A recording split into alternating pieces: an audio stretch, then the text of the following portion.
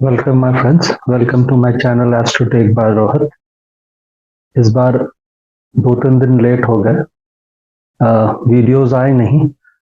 Reason being कि school का reunion programme था, उस कारण से हम 2-3 दिन बिजी रहे। Sorry for that. चलिए, हमारा मैरिज सीरीज शुरू हो चुका है।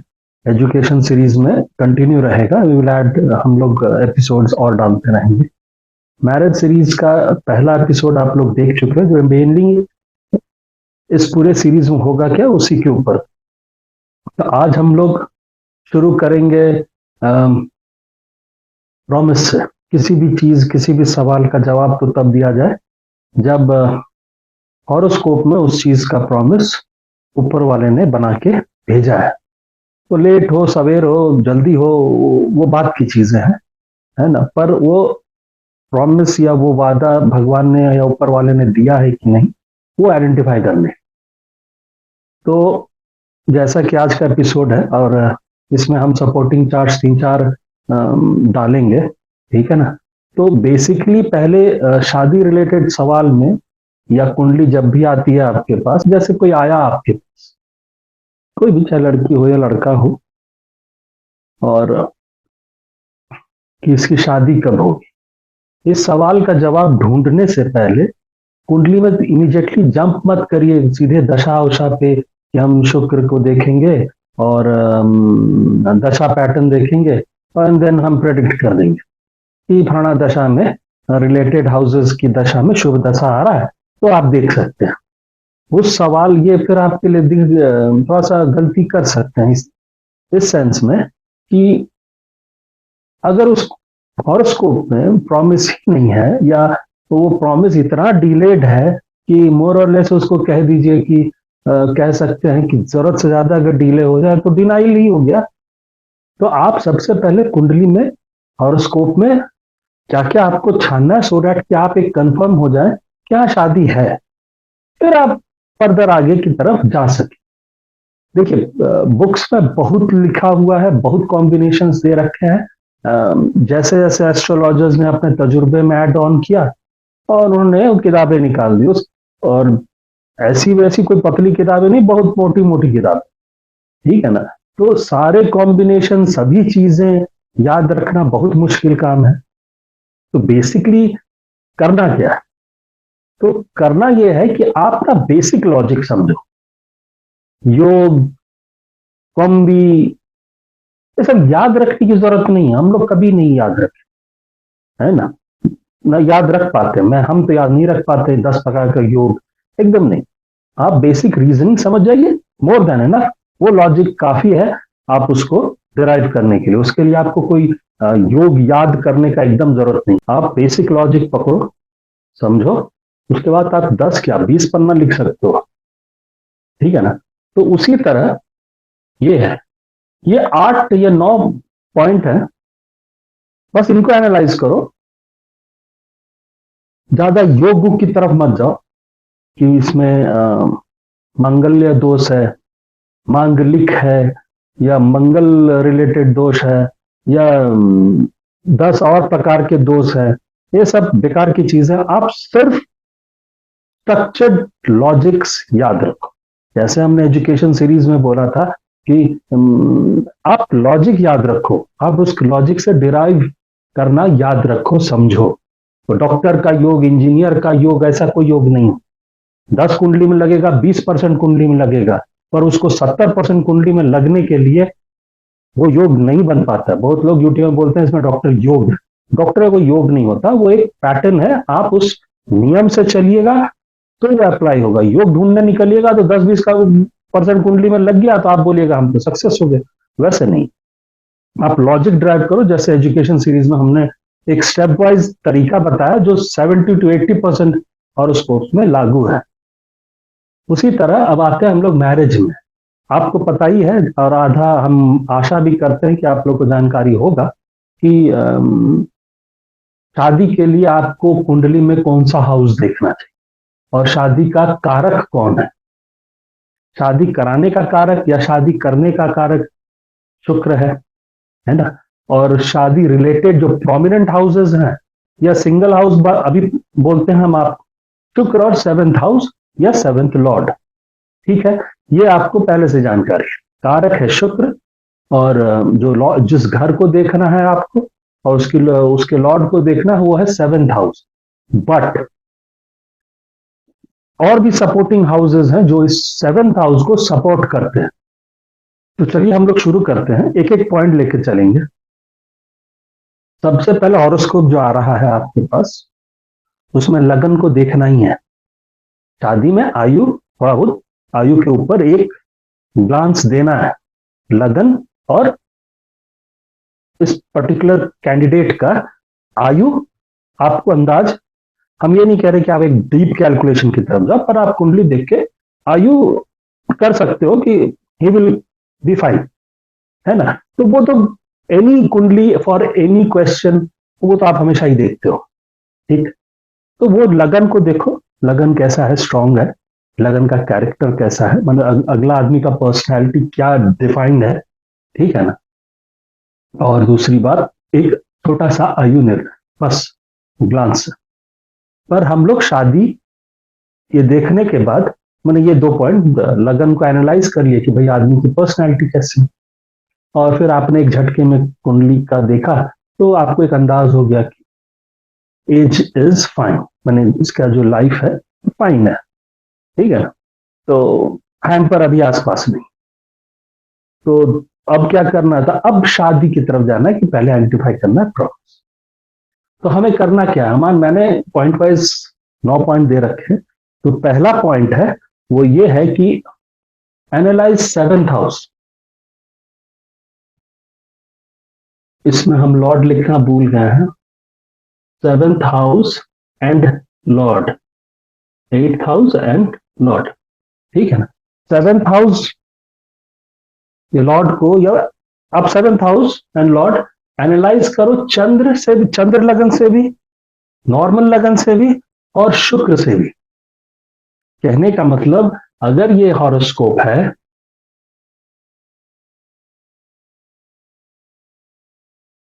मान लीजिए चंद्र यहां बैठा है, यह आपका लगन है, तो इससे भी देखो सेवेंथ हाउस, ठीक है। इस चंद्र से सेवेंथ हाउस देखो, ये वाला पॉइंट। मान लो यहां पर शुक्र यहां बैठा है, तो इससे सेवेंथ हाउस, ये वाला पॉइंट। तो ये 3 पॉइंट आपको एनालाइज करना है। एक तो लगन से सेवेंथ हाउस, चंद्र से सेवेंथ हाउस, एंड शुक्र से सेवेंथ हाउस। सॉफ्टवेयर में आप घुमा सकते हो कुंडली, घुमा के देखो। सेवेंथ हाउस फ्रॉम 3, चंद्र लगन, मेन असेंडेंट, एंड फ्रॉम कारक दैट इज वीनस। तो सेवेंथ हाउस को एनालाइज करना है मेन लगन से, असेंडेंट से। शुक्र से सेवेंथ हाउस को एनालाइज करना है, शुक्र को लगन बना दो और फिर उससे सेवेंथ हाउस को एनालाइज करो। चंद्र को सेवेंथ बना दो, सॉरी लगन बना दो, एंड उससे सेवेंथ हाउस को एनालाइज करो। एनालाइज क्या करना है, एनालाइज करना वहां पर इन्फ्लुएंसेस किस किस के हैं, बेनिफिक प्लैनेट्स के हैं कि मेलेफिक प्लैनेट्स के हैं। सेवेंथ हाउस का इन्फ्लुएंस में ज्यादातर बेनिफिक है कि मेलेफिक इन्फ्लुएंस। सेवेंथ लॉर्ड की पोजीशन फ्रॉम चंद्र लगन कैसी है, फ्रॉम एसेंडेंट मेन लगन कैसा है, फ्रॉम शुक्र सेवेंथ लॉर्ड का पोजीशन कहां पर है, कैसा है, डेबिलिटेटेड है, एफ्लिक्टेड है, वॉट पाप कर्तरी में है, नीच में है, एग्जॉल्टेड है, वॉट उसको एनालाइज कर। ये आपको D1 में तो आपको करना ही करना है, सेम प्रोसेस D9 में भी अप्लाई करना है। मेरा हिसाब, मैं जो समझता हूं कि हम D9 को as a individual chart, separate chart ही उसको एनालाइज किया जा सकता है। मेरे हिसाब से ऋषि पराशर ने कहीं नहीं लिखा है कि D9 को आप सेपरेट चार्ट की तरह एनालाइज नहीं कर सकते। उन्होंने प्लेसमेंट के ऊपर बात की है, वेरियस अवस्थाज के बारे बात की है। ऋषि प्रसारा ने कहीं नहीं कहा है कि आप एनालाइज वर्ग को या वेरियस डिविजनल चार्ट्स को आप एनालाइज एज इंडिविजुअल चार्ट नहीं कर सकते। तो आप करिए, जैसा प्रसारा जी ने कहा है कि हर प्लैनेट की पोजीशन चेक करिए वेरियस वर्ग्स में, वेरियस डिविजनल चार्ट्स में, उनकी राशियां चेक करिए, वो तो करना ही करना अपनी जगह पे है, पर चार्ट्स में भी वो वेरियस डिविजनल चार्ट्स में related to particular thing in D1 उसको भी एनालाइज करिए। जो D1 में दिखाई देगा वो D9 में दिखना चाहिए, और शायद बहुत रिफाइंड तरीके से दिखना चाहिए। D1 में अगर आपको धुंधला दिख रहा है और वही चीज D9 में बहुत प्रोमिनेंटली दिखाई दे रहा है, तो मान के चलिए जीवन में ये चीज घटना घटेगी। तो हम मेरे हिसाब से D1 को भी, D1 के seventh house, seventh lord, seventh house from चंद्र लगन, फ्रॉम मीन लगन, फ्रॉम शुक्र से आप एनालाइज करो D1 घुमा घुमा के।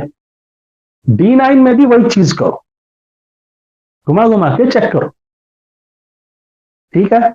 उसके बाद आप 8th हाउस को चेक करो, D1 का 8th house and 8th Lord उसी तरह चंद्र लगन से, मीन लगन से एंड शुक्र से, D1 में भी और D9 में भी। सवाल यह है कि पूछ सकते हैं आप कि 8th house by 8th house, 8th house अचानक से आप लिए क्यों है? कि 8th हाउस अगर बोला जाए तो वो तो ज्यादातर एनालाइज फॉर हिडन थिंग्स, अचानक का संकेत है, लॉसेस का संकेत है, लॉसेस का हाउस है, it's a dark house, black hole जिसको आप कह सकते हैं, लाइफ के लिए देखा जाता है। फिर ये अचानक से शादी के पर्पस के लिए 8th हाउस को इतना इंपॉर्टेंस क्यों दिया गया? शास्त्रों में 8th हाउस को मांगल्य स्थान कहा गया। का रीजन का जो लॉजिक है वो ये लॉजिक है कि एक तो 8th हाउस काल पुरुष कुंडली में स्कॉर्पियो राशि बनता है, और 8th हाउस आपको पता है रिप्रोडक्टिव ऑर्गन सेक्शन को पूरा डिनोट करता है वो।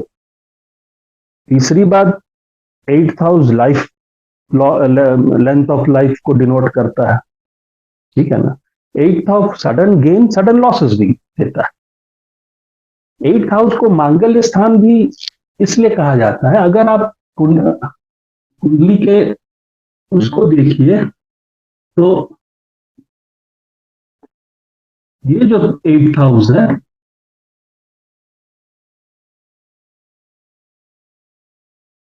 ये आप हुए लग्न, ये आपका पार्टनर हुआ, ठीक है, 7th हाउस है। ये आप हुए, ये 7th हाउस हुआ, यानी आपका पार्टनर हुआ, चाहे बिजनेस में हो चाहे लाइफ के लिए हो, ठीक है। और ये अगर आप हैं तो आपका परिवार ये हुआ सेकंड, इमीडिएट परिवार, माता पिता, भाई, माता पिता का क्लोज परिवार जिसको आप कह सकते हैं, ये मेरे माँ बाप का परिवार, मेरा परिवार है, ठीक है ना। तो ये आपका परिवार हुआ। अब शादी आप किए नहीं है तो माता पिता हुए, माने आपका जिसमें रह रहे हैं, माता पिता के साथ रह रहे, माता पिता का परिवार, माता पिता है, या आपका घर बोलने को माँ बाप का घर है, ये आपका घर हुआ, ठीक है ना। शादी के बाद ये घर वही आप ही का घर हो जाता है जब आप वाइफ के साथ रहते हैं। तो ज्यादातर अभी चूंकि आपकी शादी नहीं हुई है तो माँ बाप का घर ये है ना। यहीं से हम आपका फैमिली सुख देखेंगे जब तक आपकी शादी नहीं हो रही, ठीक है। तो आप या आपका परिवार का, आपका परिवार, ये आपका पार्टनर हाउस, ये आपके पार्टनर का घर, ये आपके पार्टनर का घर है और ये आपका घर है। अब अगर आप देखो सेकंड एंड एट और मिरर इमेज इसको हम लोग कह सकते हैं।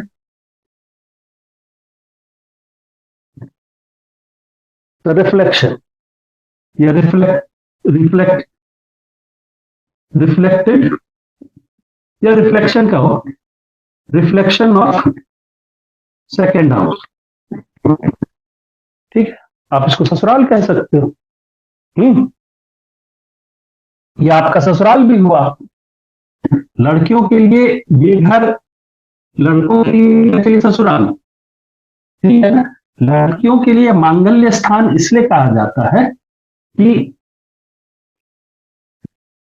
यहां से आपके शादी का लाइफ देखा जाता है। लड़कियों के लिए शादी का लाइफ, अगर ये लड़की है ये लड़की का पति का है, ये लड़की के पति का घर है,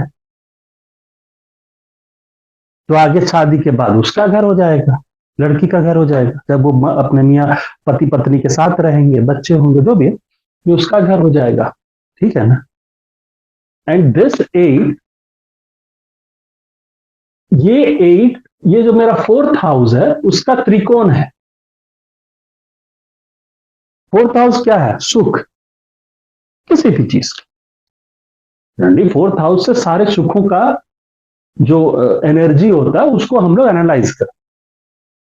तो 4th हाउस का ये पंचम स्थान है ना। ये भी एक है रीजन। दूसरी बात, महिलाओं की कुंडली में ये जब 8th हाउस या 8 लॉर्ड को एनालाइज किया जाता है एक पार्टनर्स के लाइफ के लिए, शादी की लाइफ कितनी, ठीक है ना। शादी की लाइफ खराब होने के 2-3 कारण है। आपका शादी टूटना, या आप विदुर हो जाना, या विधवा हो जाना। तो एक तरह से कह सकते हैं पार्टनर का लाइफ, जनरली पुराने जमाने में डाइवोर्स वोर्स नाम का वैसा कुछ होता नहीं था, लोग चले जाते थे, तो अकेला रह जाता था पार्टनर। तो ये स्थान उसी का है। ये अगर आप देखो तो ये लाइफ है, ये 7th हाउस है। 8th हाउस लगन का टाइप बताता है, और इस 8th हाउस का जो 12th हाउस है वो 7th हाउस है। ठीक है। तो मैंने 8th हाउस का डिस्ट्रक्शन हाउस जो है वो सब loss, house of loss is 7th house. तो ये भी एक मूल कारण है।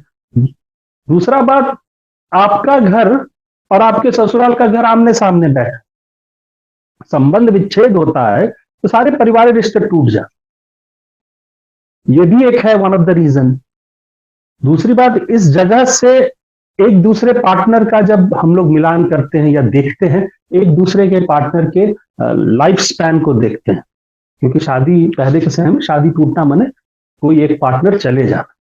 तो आपका 8th लॉर्ड लड़की के कुंडली में कहां बैठा है, और लड़की के कुंडली का 8th लॉर्ड या हाउस वो आपकी कुंडली पे कहां है। फिर हम लोग उसको एनालाइज करते हैं कि क्या ये किसी एक के जाने का संकेत तो नहीं हो रहा है। तो उससे क्या होगा? उससे होगा कि शादी की लाइफ कम हो जाएगी, है ना। तो यानी किसी एक आदमी का जाना थोड़ा सा, या जाना, या कह सकते हैं मरना, तो हम लोग इसको आज की डेट पे 8th हाउस को पूरी तरह से मारना नहीं होता। किसी भी आदमी का not able to perform all the duties of a married life, वो भी एक तरह का टूटना ही है। तो 8th हाउस बहुत मायने रखता है ना, रिश्ता मिलान करने में, एक दूसरे का लाइफ एनालाइज करने में, ऊपर से शादी की लाइफ एनालाइज करने के लिए ये बहुत जरूरी है, क्योंकि ये आपके सुख का 4th हाउस का पंचम स्थान है। तो आप समझ रहे हैं 8th हाउस हमेशा खराब नहीं है। अगर 8th हाउस को देखो, ये 10th का 11th हाउस है। जब ये एक्टिव होगा ना तो आप अपने कार्य क्षेत्र में अच्छा करेंगे, प्रोवाइडेड बाकी सब कॉम्बिनेशन अच्छे हैं। 4th हाउस का ये त्रिकोण हाउस, 8th हाउस का इंपॉर्टेंस हम लोग समझ गए। तो हम लोगों ने ये पहला पॉइंट है कि 7th house and Lord, 8th house and Lord, आप चंद्र लगन से देखना है, मेन लगन से भी एनालाइज करना, और शुक्र से भी एनालाइज करना है, शुक्र को लगन बना के। ये हम D1 में करेंगे और हम D9 में भी करेंगे। ठीक, हम नक्षत्रों का प्रयोग करेंगे कि मेरा 7th हाउस 8th हाउस किस किस के नक्षत्र में बैठा है। वो सब तो आपको पता है कि नक्षत्र कहां जाके बैठा है। मीन्स अगर 7th हाउस किसी एक प्लैनेट के नक्षत्र में बैठा है तो वो प्लैनेट यानी वो नक्षत्र लॉर्ड D1 में कहां जाके बैठा है, गलत जगह बैठ गया है, अच्छे जगह बैठा है तो भी अच्छी बात, बुरी बात, कैसा है। सेकंड जो पॉइंट है वो ये पॉइंट कहता है कि 7th हाउस आप देख रहे हैं, ठीक, भाव 7th भाव, भावेश 7th लॉर्ड, कारक शुक्र, ठीक। But which are the other houses जो इस 7th हाउस को सपोर्ट करते हैं, ठीक है ना। सिर्फ 7th हाउस का हो जाने से पूरी तरह से आप शादी का एंजॉयमेंट कर पाइएगा कि नहीं कर पाइएगा, वो नहीं बता पाइएगा। पर उस 7th हाउस के जो सपोर्टिंग हाउसेज अगर अच्छे हैं तो आप ये कह सकते हैं कि आपकी शादी एक अच्छी रहेगी, प्रोवाइडेड कुछ और इन्फ्लुएंसेस ना हो। तो सपोर्टिव हाउसेस को भी एनालाइज करना चाहिए इन सेकेंड या थर्ड स्टेप पे। तो सपोर्टिव हाउसेस कौन है? सपोर्टिव हाउसेस आप हैं, लगन तो आप करेंगे ही। आपका घर, क्योंकि शादी के बाद आपका घर आपकी वाइफ के साथ जहां आप जाके रहिएगा वो आपका घर हो जाएगा। तो सेकंड हाउस, तो आपका सपोर्टिव हाउस में क्या कौन कौन सा है? सेकंड हाउस, लगन का सेकंड हाउस यानी ये वाला हिस्सा। लगन का फोर्थ हाउस, जहां से आप पारिवारिक सुख, मात्र सुख, चीजों का सुख, मेंटल एबिलिटी, मेंटल सुख जिसको बोलेंगे, है ना, सारे सुखों का कारक जो घर है वो ये है। यहीं से हम ड्रॉ करते हैं कि यह आदमी पूरी तरह से तृप्त या इसमें सुखों का इसके जीवन में दिया हुआ है कि नहीं भगवान ने ऊपर से। फोर्थ हाउस सपोर्टिव हाउस, ठीक है। 7th हाउस तो है ही, 8th हाउस तो है ही, 12th हाउस। 12th हाउस जरूरी है, आपको पता है 12th हाउस 2 या 3 चीजों के लिए है। एक तो ये 4th हाउस जो आपका सुख का घर है उसका वो 9th हाउस बनता है, ठीक है। आपका जो 4th हाउस का 9th हाउस 12th हाउस है, ठीक है। और सेकंड हाउस का 12th हाउस 11th हाउस है। यानी आपके परिवार का जो ग्रोथ है या गेन है या लाभ है आपका और आपके परिवार का, वो आएगा कहां से? उस घर से। 11th हाउस किसी भी भाव का ग्रोथ, गेन या लाभ कहां से आएगा? उस घर से। जो 11वां घर है वो उस भाव के बारे में बताता है कि वो भाव कितना फलेगा, फूलेगा, लाभ कितना आप कमाइएगा उस घर से। तो वो किसी भी हाउस का 11th हाउस डिनोट करता है, या आप दूसरे लैंग्वेज कह सकते हैं एनर्जी ड्रॉ करता है। जैसे लगन का 11th हाउस आपका गेन है, प्रॉफिट है, तो तरह हर हाउस का 11th हाउस उसका गेन है, प्रॉफिट है, लाभ है। उससे अपना आप कहने को इनकम बोल सकते हैं, पर बेसिकली आप उसे एनर्जी ड्रॉ करते हैं, है ना। तो 9th 12th हाउस का इंपॉर्टेंस ये है। 12th हाउस का एक और इंपॉर्टेंट है, आप कह सकते हैं सेक्सुअल प्लेजर में इंजॉयमेंट, बेड का सुख जिसको हम लोग बोलते हैं, वो भी आप ले सकते हैं। पर ठीक है, उसको भी लीजिए, पर हम उसको उस हिसाब से नहीं देखते, है ना। क्योंकि bed pleasures and all these related words जो है ये वन ऑफ द फैक्टर है शादी का। कभी कभी इतना भी ये उतना बड़ा फैक्टर भी नहीं बनता है किसी शादी को ये करने के। बेड प्लेजर डिसेंट होना चाहिए, मोर देन एनफ, है ना। तो 12th हाउस इतना, 12th हाउस का हम ये मेन मानते हैं कि ये मेरे सुख का 9वां स्थान है। मेरा जो नया परिवार बनेगा उसका ग्रोथ हाउस है, ठीक है ना।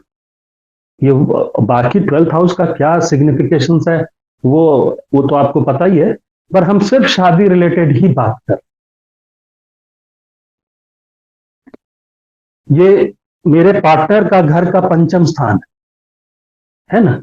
ये मैं हूं, ये मेरी वाइफ है मान लीजिए, तो मेरी वाइफ, मेरा ससुराल ये हुआ, तो मेरे ससुराल का 5th हाउस है। हम अपने ससुराल का 5म स्थान देखेंगे, उसके प्रारब्ध का, उसका उसमें कितना भगवान ने ऊपर से अच्छा चीज लिख के भेजा है वो सब। तो हम 12th हाउस को उस हिसाब से देखते हैं इन अ होलिस्टिक वे में, ठीक है। फर्स्ट पॉइंट आपने देखा 7th हाउस तीनों लग्नों से, सॉरी 2 लगन से और कारक से। 8th हाउस को भी वही देखना, चंद्र से, मेन लगन से और शुक्र से। उसको D1 में भी देखना, D9 में भी देखना। दूसरा पॉइंट था कि सेकंड जो सपोर्टिव हाउसेस है वो है second house, 4th house and 12th house, जो 7th हाउस के सपोर्ट में आते हैं। इनको एनालाइज करने से आपको किसी भी कुंडली में शादी का क्या चांसेस है और शादी आगे का हाल क्या है वो सारा पता चलेगा। आप इसको D1 में भी चेक करिए और D9 में भी चेक करें। कोई कुंडली में देखिए शुक्र का हाल क्या है, कारक शुक्र है, क्या वो अफ्लिक्शन में है तो कितने अफ्लिक्शन में है, क्या बहुत गंदे एफ्लिक्शन में है।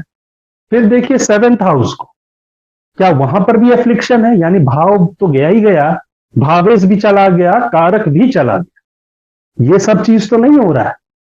और एफ्लिक्शन आपको ही पता है कौन कौन से लोग से, शनि मंगल सूर्य राहु केतु, है ना। सूर्य को हम उतना नहीं मानते क्योंकि सूर्य एक प्रिंसली प्लैनेट है, जनरली वो इन अगर वो अच्छे ढंग से बैठा है तो सूर्य जल्दी सेपरेशन नहीं कराता, शनि भी नहीं कराता है, मंगल जरूर करा देता है ना। तो पर फिर भी शनि एंड आप इन सब का एफ्लिक्शन देखिए, कभी कभी शनि डीले कराता है, जनरली शनि डीले करा देता है, और कभी कभी इतना डीले करा देता है वो एक तरह से डिनायल ही हो जाता है ना। तो बेसिकली इन सबका अपना अपना रूप है शादी को इफेक्ट करने में, सबका अपना अपना, सबके पास अपना अपना हथियार है, उसी हथियार से ये इस्तेमाल करते हैं।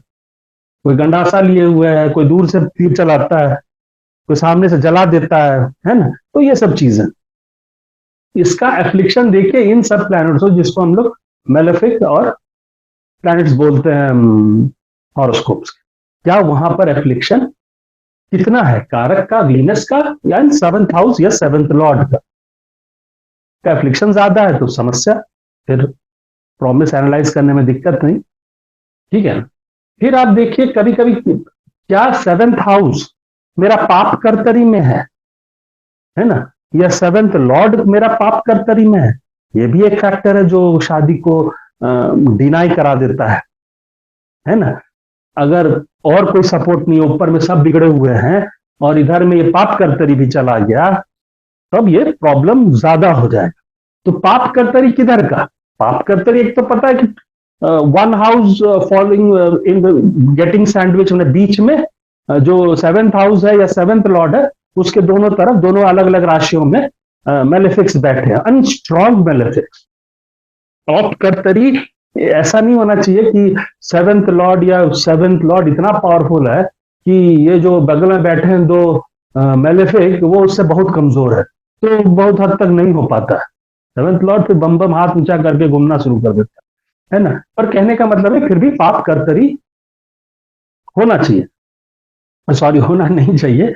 अगर सेवेंथ हाउस पाप कर्तरी में है तो प्रॉब्लम, सेवेंथ लॉर्ड भी देखिए पाप कर्तरी में है तो प्रॉब्लम, यानी दो प्लैनेट अलग आसपास, यानी या तो उसके सेकंड में होंगे एक मेलेफिक और 12th में होगा एक मेलेफिक, ठीक है ना। वो देखिए वो नहीं होना चाहिए, उससे फिर थोड़ा सा आपको डाउट होने लग जाएगा, मैंने उसका एक क्रॉस बन जाए, जितना ये खराब होगा उतना क्रॉस मारते चले, जितना क्रॉसेस होंगे उतना खराब ही हो जाएगा।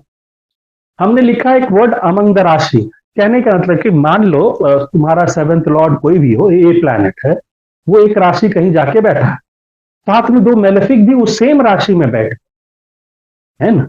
मेरे कहने का मतलब क्या है कि यही अगर लगन है, अगर इस चार्ट में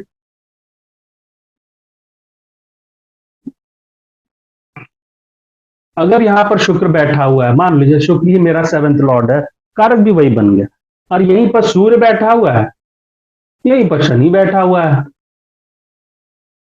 तो हमको करना देखना क्या है, फिर पाप कर्तरी इसमें कहा हुआ, आसपास तो कुछ नहीं है। तो मैंने कहा कि आप ये भी देखिए, ये अगर नहीं है, पर यहां देखिए ये शुक्र जो मेरा सेवेंथ लॉर्ड बन रहा है, कारक भी है, क्या वो शनि और सूर्य के लैटिट्यूड डिग्रीज जो है इनके, क्या वो शनि से आगे है और सूर्य से पीछे है, यानी शनि उसके पीछे है और सूर्य उसके आगे है, तो ये बीच में आ गए जनाब। ये भी देखिए पाप कर्तरी विद इन द राशि भी हो सकती है, यानी दो मेलेफिक प्लैनेट के बीच में उनकी लैटिट्यूड्स डिग्रीज जो है, जो प्लैनेट का जो अपना लैटिट्यूड है, क्या वो फॉल कर रहा है शनि एक मेलेफिक से कम पड़ रहा है और एक मेलेफिक से ज्यादा पड़ रहा है, तो बीच में आ जाएगा वो दोनों मेलेफिक के, है ना। तो भी एक तरह से पाप फंस गया दोनों के बीच में, तो भी पाप करता रही है। और अगर यहां पर देखो शुक्र सूर्य के पास ज्यादा नजदीक चला गया तो प्रॉब्लम है, और शनि दूर है, अगर मान लो शनि दूर है सूर्य से एंड शुक्र is very close 10 degree even 13 degree तक, तो आप जान रहे हो वो कंबस्ट हो जाएगा।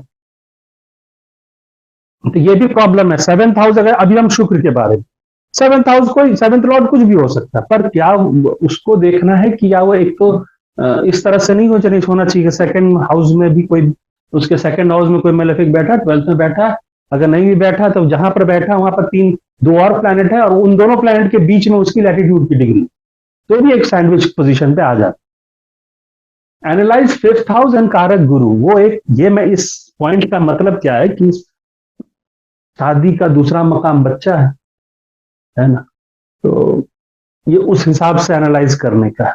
और कि अगर बच्चा डिले फैक्टर में दिखा रहा है तो शादी भी बहुत हद तक सरक लेती है ना। शादी होगा तो बच्चा होगा, हालांकि ये जमाना आज का 21वां सदी चल रहा है, तो आदमी लोग शादी करते हैं, देन वो डिले करना शुरू करते हैं, 5 साल 7 साल, ठीक है, वो अलग मैटर है, उसके ऊपर हम लोग बात करेंगे।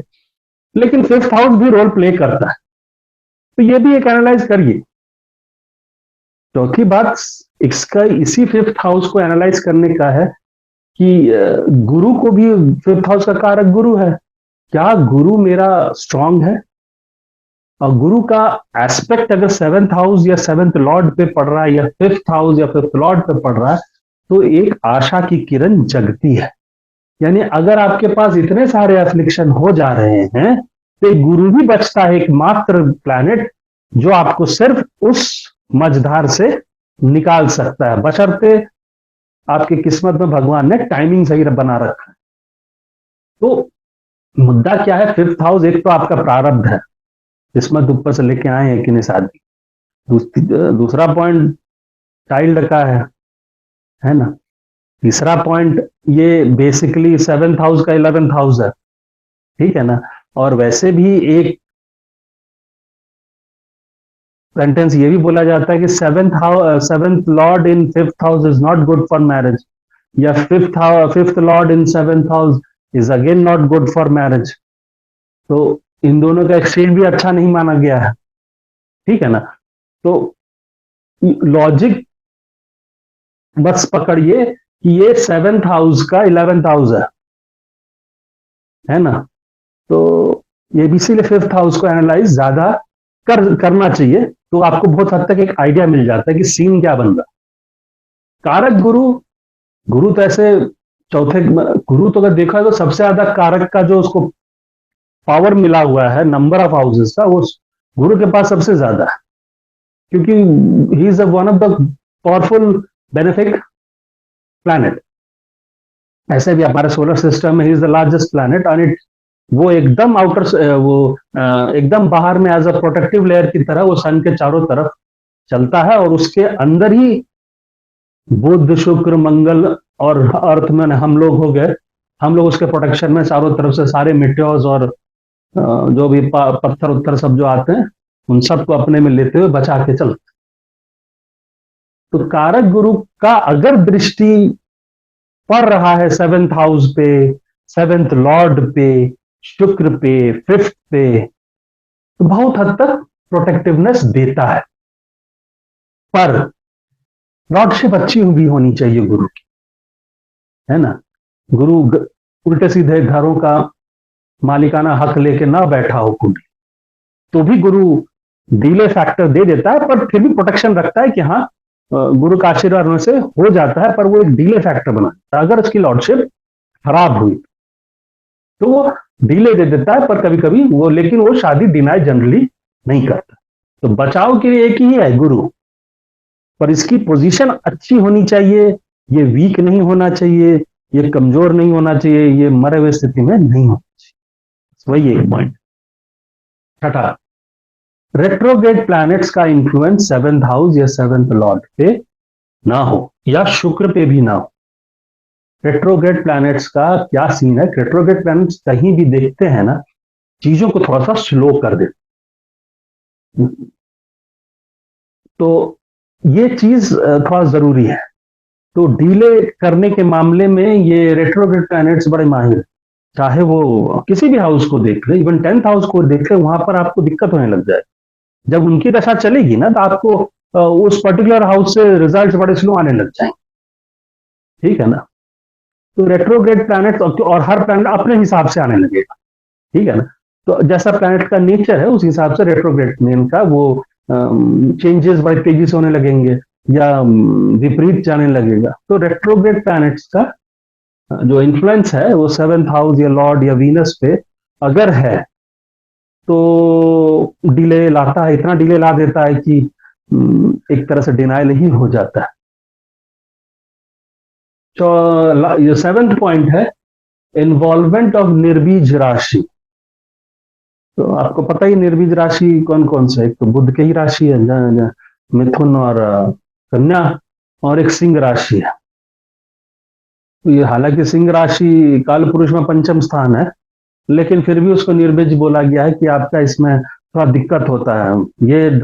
ये वो राशियां जहां पे कुछ जन्मता नहीं, पनपता ही नहीं है, बैरन लैंड जिसको कहते, कुछ भी फेंक दे, इवन कैक्टस उगने में बड़ा देर लगाता है। तो सेवेंथ हाउस या सेवेंथ लॉर्ड या फिफ्थ हाउस या फिफ्थ लॉर्ड ये निर्बीज राशियों में ना हो, ये वन ऑफ द फैक्टर्स कभी कभी बन जाता है। तो निर्बीज राशि आपका मिथुन हुआ, कन्या हुआ, है ना, सिंह राशि हुआ, तो ये इनका रोल कहीं ना आए सेवेंथ में या शुक्र में या इवन फिफ्थ में। तो ये सब जो हाउसेस है ना, यहाँ पर वो बैरननेस का लक्षण आने लग जाते। कभी कभी कुछ कुछ कुंडलियों में ये भी देखा गया है कि इनका ये बहुत बड़े कल्प्रिट बने, है ना, ठीक है। और सबसे मेजर किसी भी चीज में, जैसे हमने आपको एजुकेशन सीरीज में बताया था, ये जो 8th पॉइंट है, ये इन सबसे आप पे 10 गुण हो, पर आपकी अगर टाइमिंग खराब है कुछ नहीं हो सकता। आप में 10 चीज है, मान लो सब कुछ ठीक चल रहा है, थोड़ा बहुत एफ्लिक्शन है ना, फिर भी एफ्लिक्शन है पर कम है, लेकिन क्या हुआ कि जो जो एफ्लिक्शन वाले पॉइंट थे उन्हीं की दशा लग गई जब आपकी शादी होने की उम्र थी, है ना। पता चला उसी में 20 साल निकल गया या 15 साल निकल गया महादशा, और आपका एक राइट एज डिनाइल में चला गया, और फिर आप हताश हो गए, निराश हो गए, तो एक तरह से वो भी डिनाइल हो गया, है ना। लोगों का 40, लोगों का 45 पार हो गया तो जनरली लोग छोड़ ही देते हैं।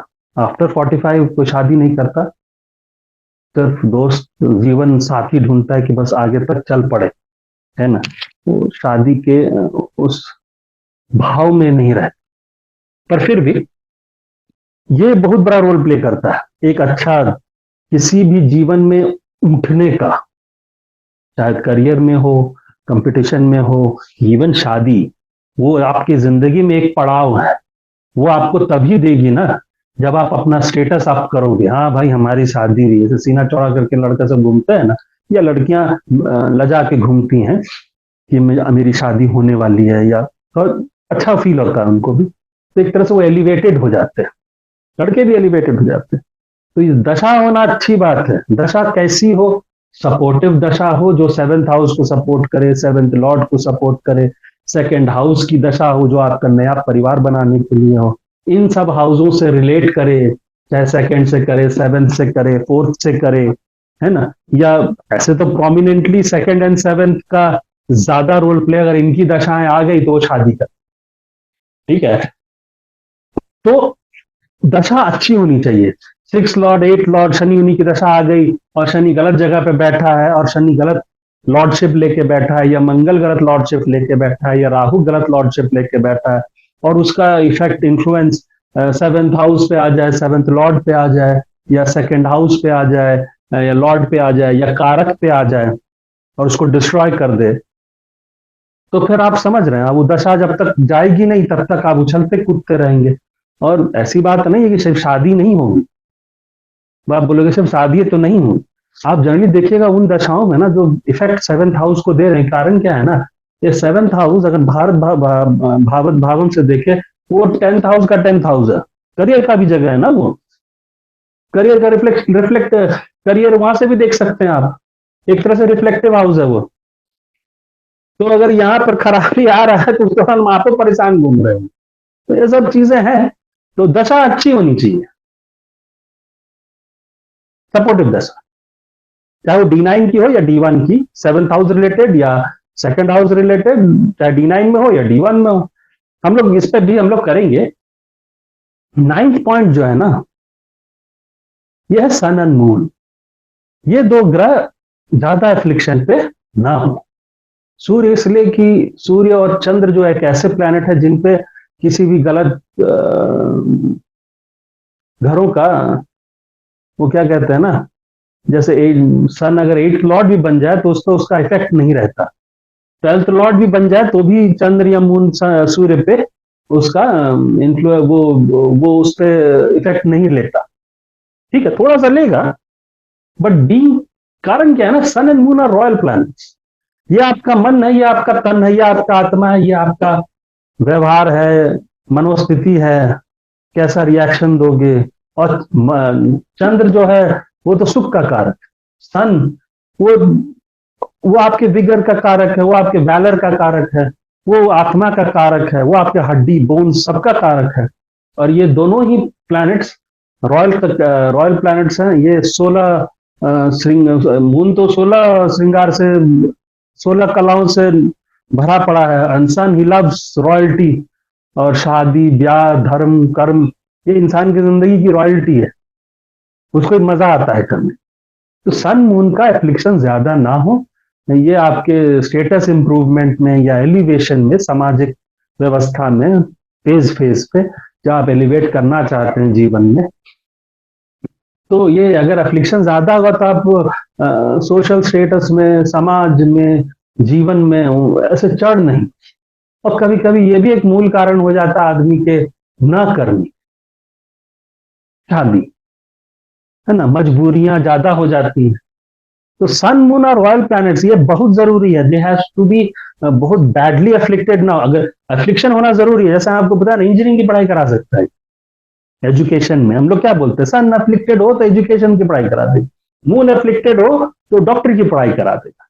लेकिन अगर ज्यादा अफ्लिक्टेड हो, पढ़ाई तो जरूर करा देगा वो, डिपेंडिंग अपॉन और भी कॉम्बिनेशन सपोर्ट में आ जाए।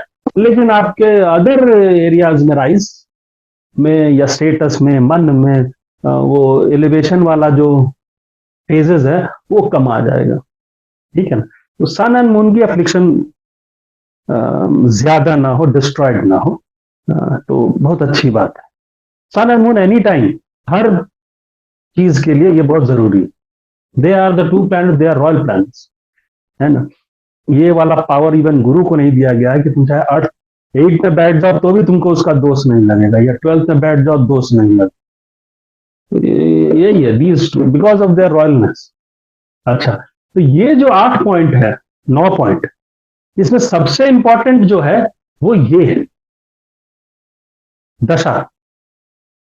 सब कुछ होगा कुंडली में, टाइमिंग है भगवान ने गलत भेज दिया, है ना। तो जो जो घड़ी भेजा उसको टाइमिंग गलत सेट किया, है ना। 4 बजने में बड़ा दिक्कत है, तो वो बहुत जरूरी है। हर चीज के लिए ये टाइमिंग बहुत सारी चीजों को बिगाड़ के रख देता है। वो योग 10 होंगे, पता चला शादी की उम्र आ रही है 60 से 55 60 में, तब तक आपका मन ही खत्म हो गया। एक तरह से क्या है, डिले, डिनाइल किसको कहते हैं, जैसे हम लोग कहते हैं ना, एक तो प्रॉपर दिखता है डिनाइल, मैंने एकदम से सब कुछ बर्बाद हुआ पड़ा तो समझ में आता है। एक होता है कभी कभी ना, ये इसकी वजह से इतना लेट हो जाता है, चाहे लड़की का हो या लड़का का हो, कि आप आदमी का मन ही खत्म, वो एक भी एक तरह से डिनाइल ही है। तो इसी तरह से अपना लॉजिक वाइज पकड़ो। हम 10 योग आपको यहां पर नहीं दिखाए, हम आपको बेसिक प्रिंसिपल्स दिखाएं। बेसिक इन्हीं लॉजिक्स को पकड़ो, इन्हीं को एनालाइज करो, और आप एक पर्टिकुलर निर्णय पे पहुंच जाओ। 10 कॉम्बी याद तो, 10 कॉम्बिनेशन 20 कॉम्बिनेशन, इतने मोटे मोटे बुक, हर ऑथर्स अपना तजुर्बा लिखा है, आप अपना तजुर्बा बनाओ। हम भी अपना तजुर्बा बनाए, हम आपको बीच बीच में बताएंगे। हर समय आपकी जब कुंडली आएगी तो नया तजुर्बा आएगा। तो बेहतर है हम लोग इसी पॉइंट्स को लेके चार्ट्स एनालाइज करेंगे, हम आपको ना इस सीरीज, अभी इस वाले एपिसोड के जो आने वाले चार्ट्स है, हम दोनों रखेंगे, एक शादी हुई लड़की का या लड़के का और एक नहीं हुई शादी या लड़के का, दोनों एक साथ सामने रख के दोनों में अंतर क्या है, कहां पर नजर आएगा, वो चीज हम आपको दिखाएंगे। यानी अगर हम आपको 3-4 एपिसोड इसी टॉपिक पे करते हैं तो लगभग 5-6-7 कुंडलियां हम फ्लैश मारेंगे। ठीक है ना? Thank you for watching.